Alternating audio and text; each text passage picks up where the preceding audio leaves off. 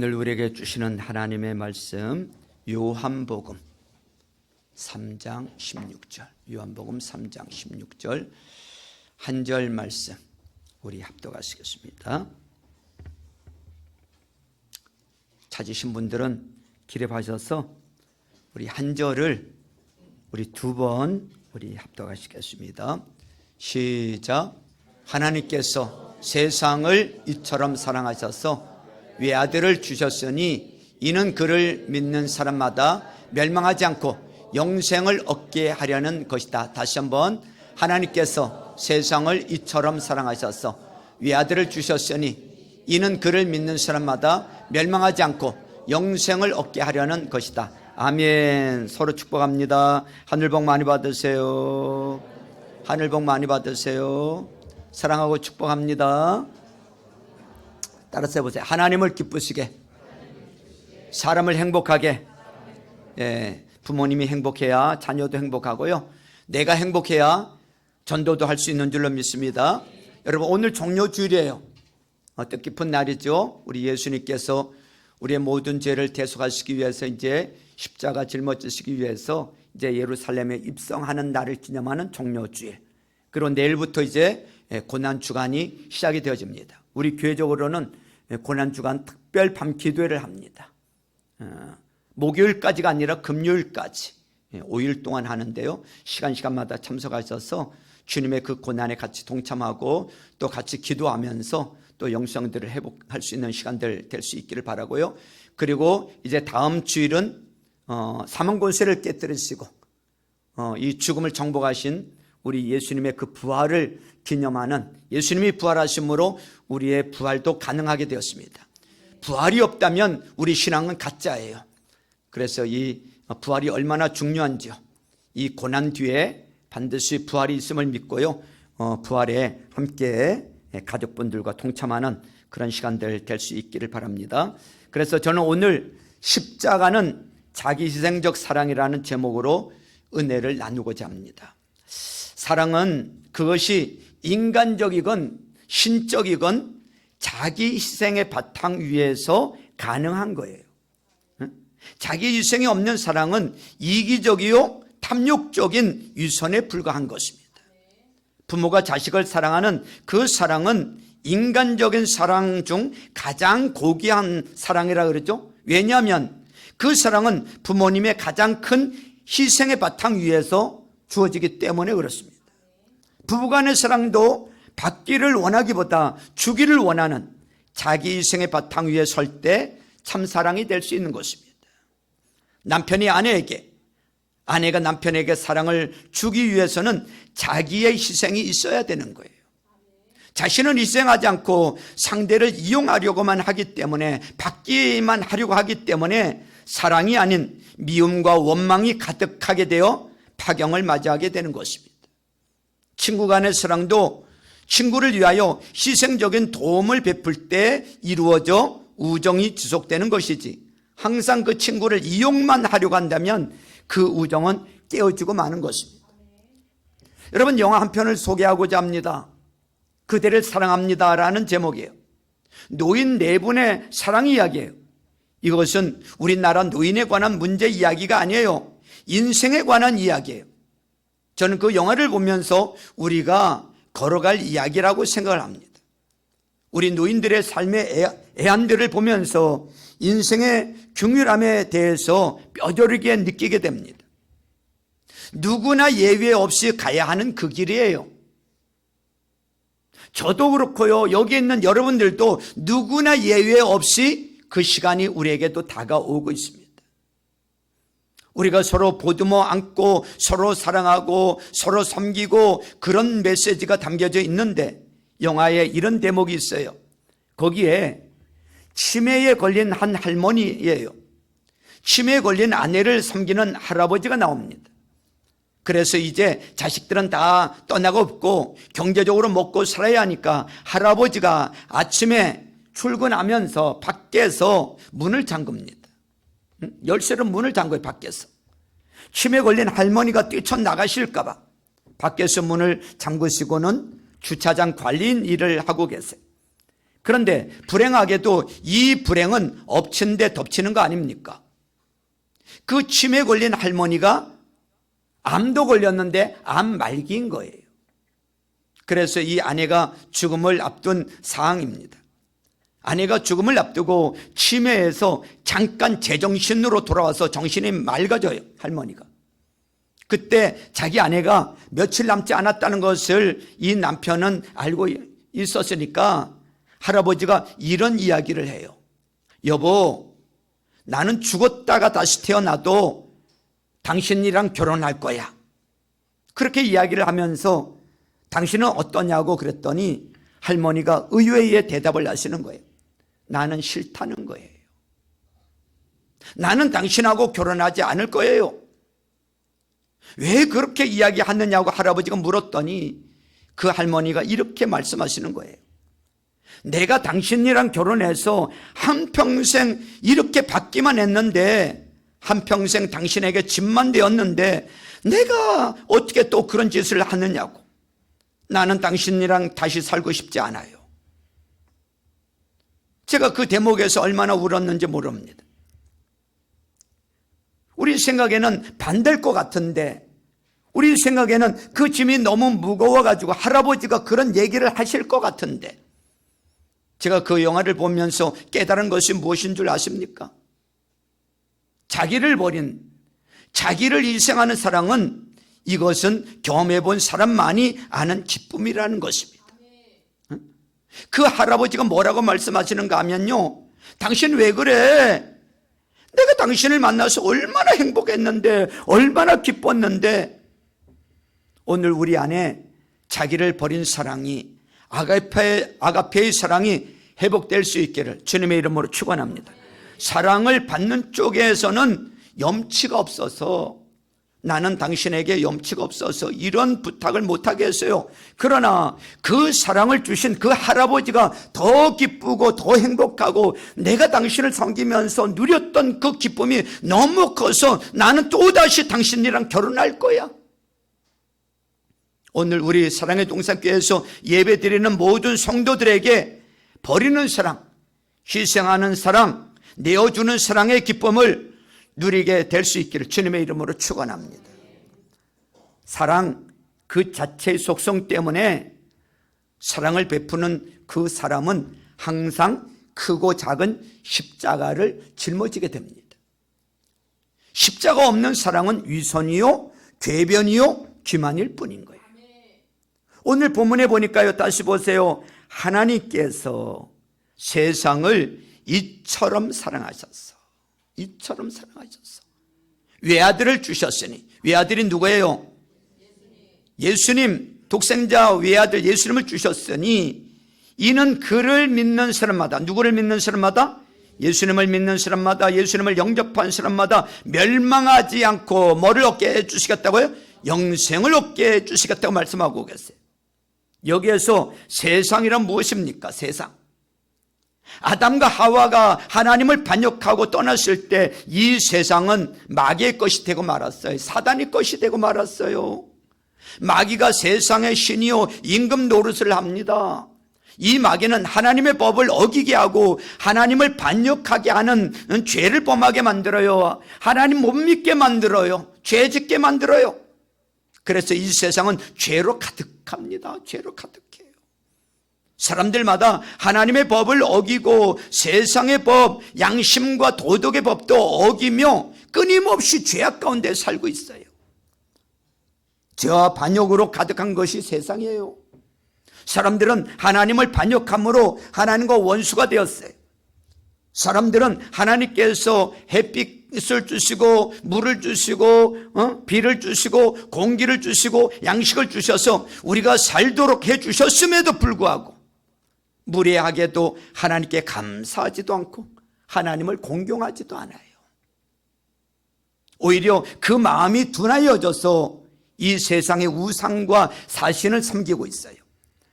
믿지 아니하고 불순종하며 멸망으로 가서 이대로 내버려 두면 한 사람도 남김없이 모두 다 심판을 받아 영원한 지옥불에 떨어질 수밖에 없어요. 그런데 이와 같은 세상을 하나님은 이처럼 사랑하셔서라고 말씀하고 있어요. 이처럼 사랑하셨대. 도저히 사랑받을 수 없고 하나님께 정죄받고 버림받을 수밖에 없는 세상을 하나님께서는 구원하시기 위해서 이처럼 사랑하셨다는 것입니다. 어떻게 이처럼 사랑하셨나요? 하나님은 그의 외아들로 하여금 인간의 몸을 입고 이 세상에 오게 하셨어요. 그리고 인류를 대신하여 십자가 형벌을 받게 하셨어요. 예수님은 죄가 없는 자로서 죄 있는 자를 대신하시고 의로운 자로서 불의한 자를 대신하셔서 십자가에 올라가셨어요. 그리고 우리를 대신하여 고난을 당하셨습니다. 여러분, 십자가 무게가 얼마나 되는가 인터넷을 통해서 찾아봤더니요, 그 예수님이 지셨던 그 십자가가 70kg나 되는 무거운 십자가예요. 제가 성지순례 갔을 때 그 십자가 똑같이 만들어져 있더라고요. 한번 제가 이 십자가를 짊어지고 한번 끌어봤어요. 너무 무거워서요, 지고 가기가 어렵습니다. 그러니 이 빌라도 법정에서 골고다까지는 그리 먼 거리는 아니에요. 그러나 십자가를 지고 평지도 아니고 언덕을 오르시기에는 너무 무겁고 가파른 언덕이었어요. 무게를 이기지 못하고 쓰러지고 엎어지고 또 일어나고 또 무게를 이기지 못하고 쓰러지고 엎어지고 또 일어나고, 그것을 몇 번이나 되풀이하시는가 하면 7번을 되풀이하십니다. 엎어질 때마다 그 옆에 있던 로마 병정들이 사정없이 날카로운 채찍에 이 뼈 조각이나 새 조각이 붙어 있는데 그 9개의 채찍이 사정없이 예수님을 향해서 내리치는 거예요.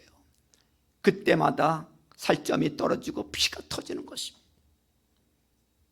그래서 예수님 가시는 발자국은 자국자국마다 피걸음이었습니다. 로마 병정들도 보기에 너무 안 됐는지, 도저히 안 되겠다고 생각되었는지 옆에서 지켜보고 있던 구레네 사람 시몬을 데려다가 억지로 그 십자가 지고 가게 만들잖아요. 여러분, 하나님의 속성은 사랑입니다. 그리고 공의예요. 여기에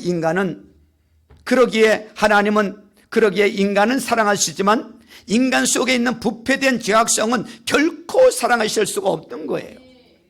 그렇다고 죄악성을 심판하시자니 사랑하는 인간이 죽겠고, 인간을 살리자니 공의의 속성이 만족지 못하고 어쩔 수가 없습니다. 하나님의 고민이 여기에 있는 거예요.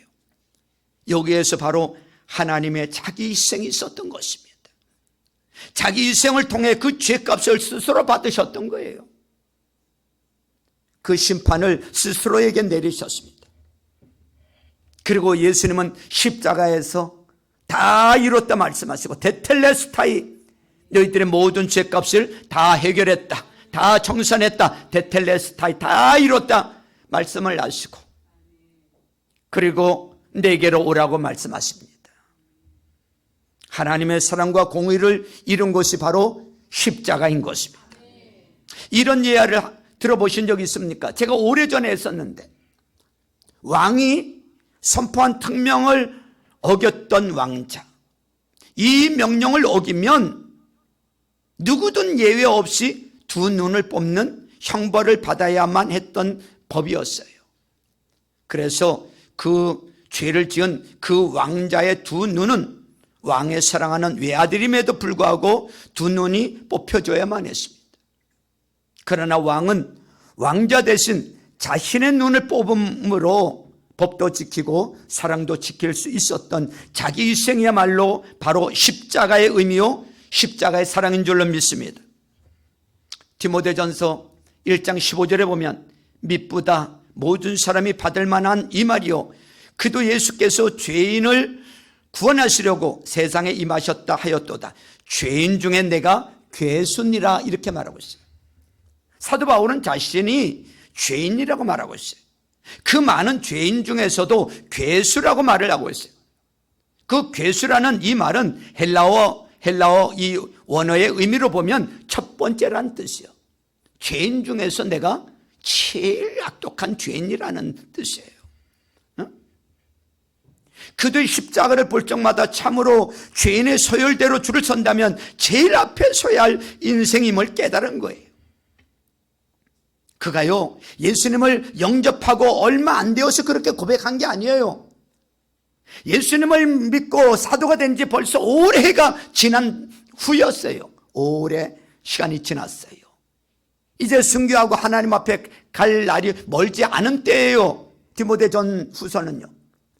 그때 고백하기를 나는 이 죄인 중에 괴수라는 거야. 자신을 그렇게 표현하고 있습니다. 하지만 다음 절인 디모데전서 1장 16절에 보면 이렇게 표현하고 있어요. 그러나라고 표현하고 있어요. 그러나 앞서 정기한 죄인됨을 뒤집어 버리는 말이에요. 그러나 내가 긍휼을 입었다는 거예요. 불쌍히 여김을 받았다는 거예요. 나는 죄인 중에 괴수였는데 그러나 긍휼을 입었다는 거예요. 소망 없는 죄인에게 어떻게 이와 같은 일이 가능하게 되었습니까? 사랑, 하나님의 사랑, 독생자 외아들을 십자가에 못 박히신 하나님의 사랑이 이것을 가능하게 한 줄로 믿습니다. 그 사랑이 저와 여러분을 죄와 형벌에서 구원했던 것입니다. 실로 십자가의 위대함이 여기에 있는 거예요. 왜 그렇습니까? 이 십자가에서 형벌받아야 할 인간의 죄와 하나님의 사랑의 만남이 이루어졌기 때문에 그렇습니다. 십자가가 무엇입니까? 죄인을 못 박아 죽이는 처참한 형틀입니다. 그 형틀은 하나님 앞에서 범죄한 자로 여김바 되어 잔혹하게 처형된 한 인간 예수 그리스도가 받은 저주의 흔적을 말하는 것이 바로 십자가예요.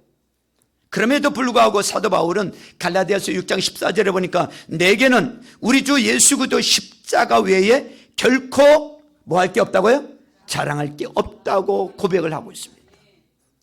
왜입니까? 예수님의 생애를 돌이켜볼 때 자랑할 만한 일이 얼마나 많습니까? 죽은 나사로를 살렸지요.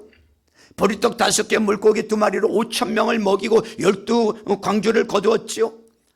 물길을 걸으셨죠. 못 보는 소경을 보게 했죠. 이 중풍에 걸린 자를 고쳐주셨죠. 여러분 38년 된 병자를 고치신 이적을 자랑할 수도 있어요. 그런데 왜 하필이면 십자가입니까? 왜 멸망의 십자가입니까? 왜 저주의 십자가입니까? 왜 고난의 십자가 외에는 자랑할 것이 없다고 말을 할까요? 그것은 십자가에 하나님의 사랑이 나타났기 때문인 것입니다. 사도 바울이 하나님의 사랑을 발견한 것이 바로 십자가였기 때문에 그렇습니다. 십자가는 그에게 죄인을 심판하시는 거룩한 의로움을 말해줄 뿐만 아니라 그래서 소망이 없게 된 죄인에게 나타난 위대한 하나님의 사랑을 말해 주었습니다. 그래서 그는 십자가 외에는 결코 자랑할 것이 없다라고 말을 하고 있어요. 십자가는 범죄하고 하나님을 등진 인간을 당신과 더불어 한몫시키기 위한 하나님의 위대한 계획이었습니다. 사랑이었습니다. 그래서 성경은 말을 합니다. 로마서 5장 8절에 보니까 우리가 아주 죄인되었을 때에 그도께서 우리를 위하여 죽으심으로 하나님께서 우리에 대한 자기의 사랑을 확증하셨다 그래서 확증하셨다. 하나님께서는 자신의 사랑을 십자가를 통해서 확증하셨다는 거예요. 우리가 아직 죄인되었을 때, 사랑받을 자격이 하나도 없을 때 하나님께서는 이미 우리를 사랑하기로 작정하셨다는 거예요. 사랑하는 독생자 예수 그리스도를 십자가에 달려 죽게 하기까지 나를 사랑하시고 나의 죄 문제를 해결해 주시고 천국 백성이 되게 해 주셨을 뿐만 아니라 하나님의 자녀가 되는 권세도 주셨다는 것입니다. 이것이 하나님의 사랑이에요. 십자가에 대해서 위대한 교부 성 어거스틴은 이렇게 말을 했어요. 예수님은 이 세상에 구원받을 사람이 나 하나밖에 없더라도 나를 위해 십자가 지러 오셨을 것이라고. 십자가는 모든 인류를 위한 것임과 동시에 우리 한 사람 한 사람을 위한 것인 줄로 믿습니다.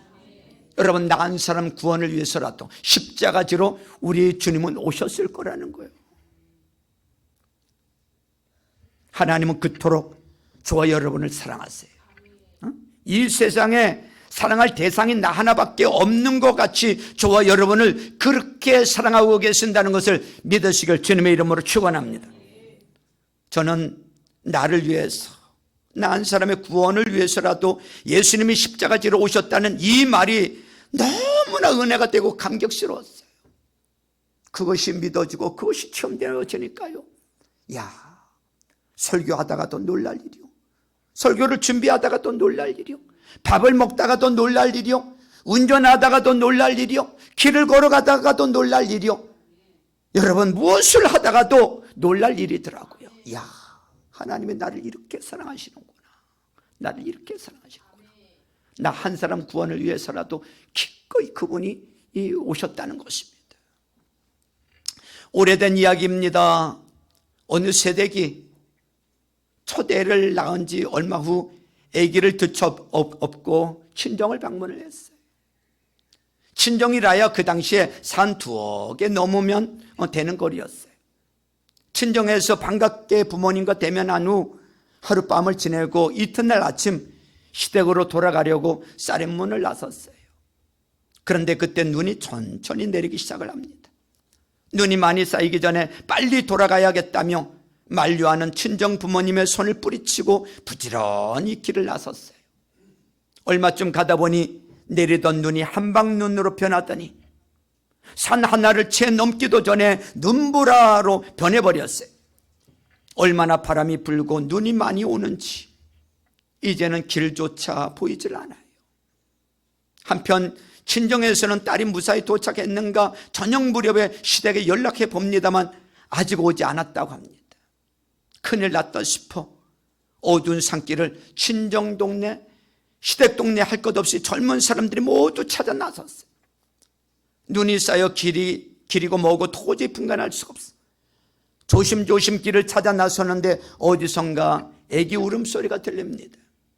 가만히 들어보니 눈 속에 어디선가 나는 소리였어요. 주위를 돌아보니 무덤같이 눈이 쌓인 것이 보입니다. 발로 툭 차보니 옷자락이 나옵니다. 헤쳐보니 어머니가 입은 옷은 벗어서 애기에게 감싸주고 아는 채 엎드려 죽어 있었습니다.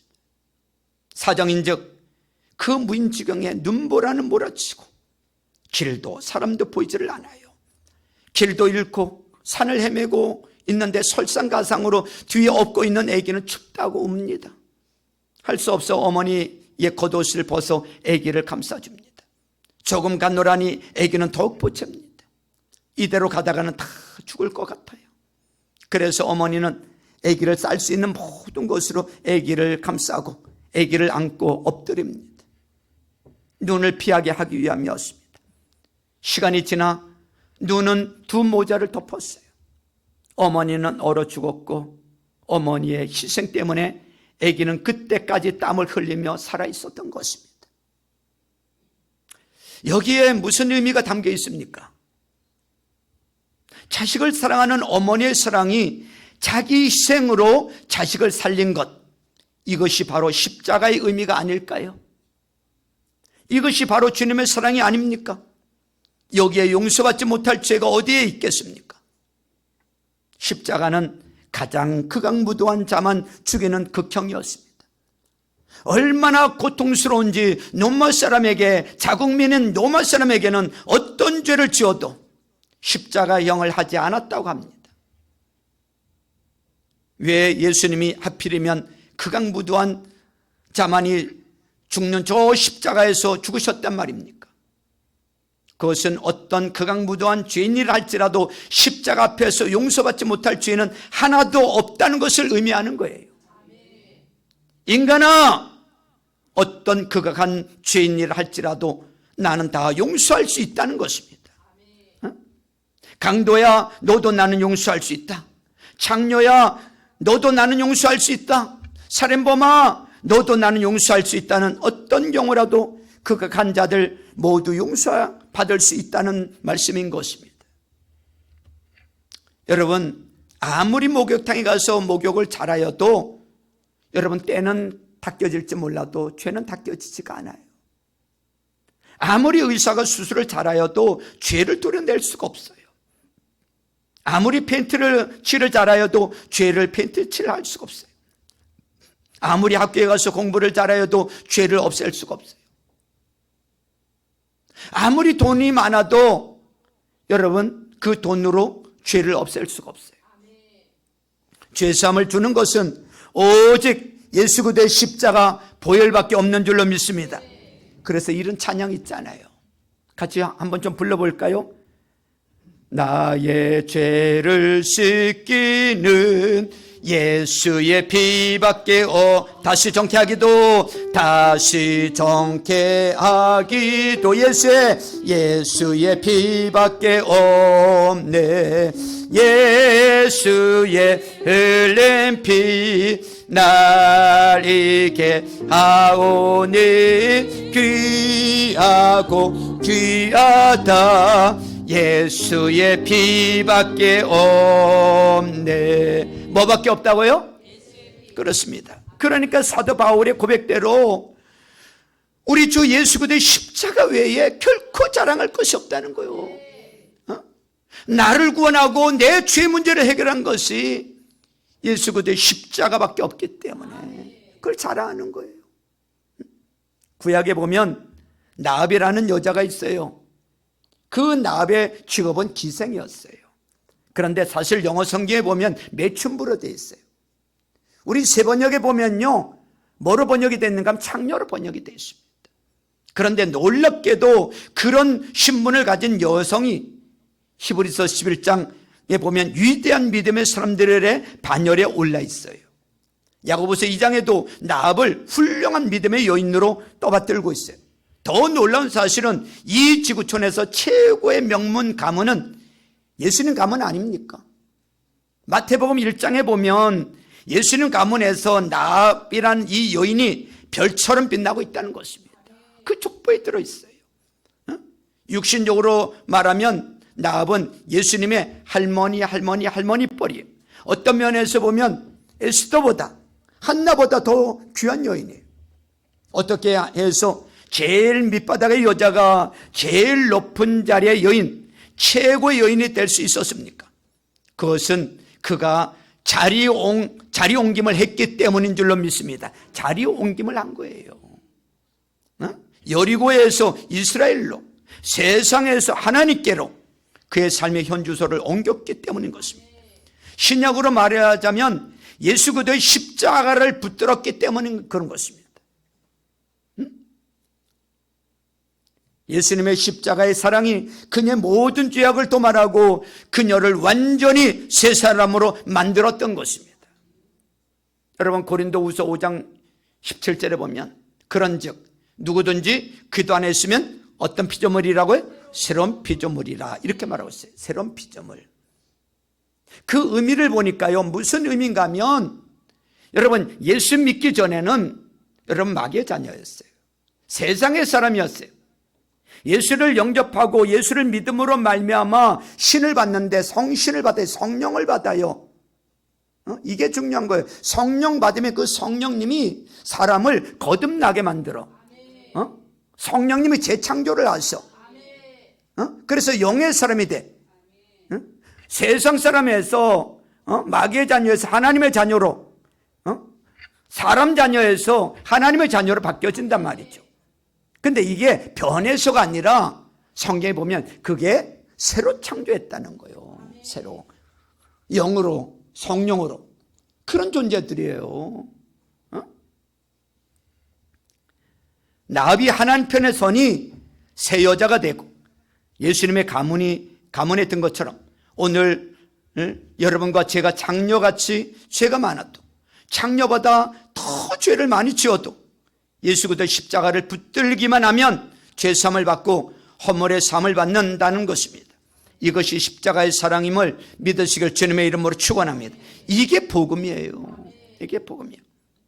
아브라함이 백세에 낳은 독자 이삭을 모리아 산에 올라가 칼로 죽여 제물로 드리려 했던 그 순간을 한번 상상해 보세요. 그 이삭보다 아들을 죽이려는 아버지의 마음은 더 처참한 고통을 느꼈을 것입니다. 하나님께서 우리를 사랑하셔서 우리를 죄악의 멸망에서 건지시려고 그 한 분밖에 없는 외아들을 보내셔서 하나님께서 친히 잡아 예수님을 십자가에 못 박으신 거예요. 예수님을 사람이 못 박은 게 아니에요. 하나님께서 친히 그 아들 예수님을 붙잡으시고 십자가에 못 박았기 때문에 예수님의 고난은 바로 하나님의 고난인 것입니다. 그래서 예수님을 십자가에 못 박으실 때 하나님은 참담한 고통을 느끼셨던 거예요. 하나님의 눈물이 거기에 있었던 거예요. 한인 목회자 가운데 미국 워싱턴 펠로십 교회를 담임하셨던 김원기 목사님이 계세요. 불교 집안에서 자란 이분은 미국까지 유학을 갔지만 인생의 의미와 목적을 발견하지 못하여서 거의 유학을 가서 히피와 같은 삶을 살았던 분이세요. 동생의 권유로 부흥회에 참석했다가 강사 목사님의 예화 한마디에 완전히 깨지는 경험을 하게 됩니다. 그리고 예수님을 영접하고 그가 변해서 하나님의 종이 됩니다. 김홍기 목사님을 변화시킨 예화는 이런 것이었어요. 어떤 이 농장에 병든 병아리가 하나 있었어요.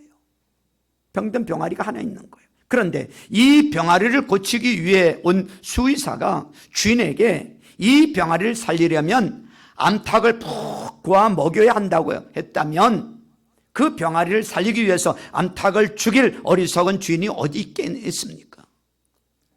더 나아가 만약에 수의사가 병아리를 살리기 위해